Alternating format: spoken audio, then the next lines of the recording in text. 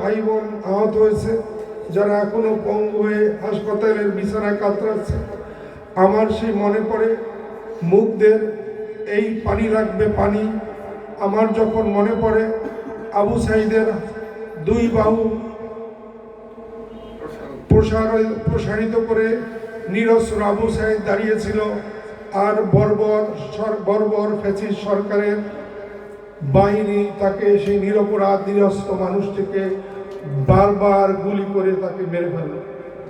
এরকম এই আবু সাঈদের রক্তের দাগ কিন্তু এখনো শুকায় নাই, আকাশে বাতাসে ঘুরে বেড়াচ্ছে।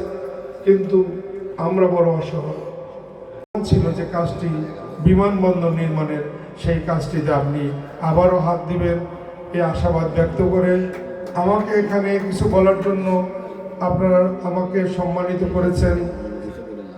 এই জন্য আমি আপনাদের কৃতজ্ঞতা জানাচ্ছি। সম্মানিত বাগেরহাটবাসী, আমি এবং ডক্টর ফরিদুল ইসলাম আপনাদের সাথে আছি। যে কোনো প্রয়োজনে আপনাদের কাছে পাবেন এই আশাবাদ, এই নিশ্চয়তা দিয়ে আমি আমার বক্তব্য শেষ করছি। আল্লাহ হাফেজ।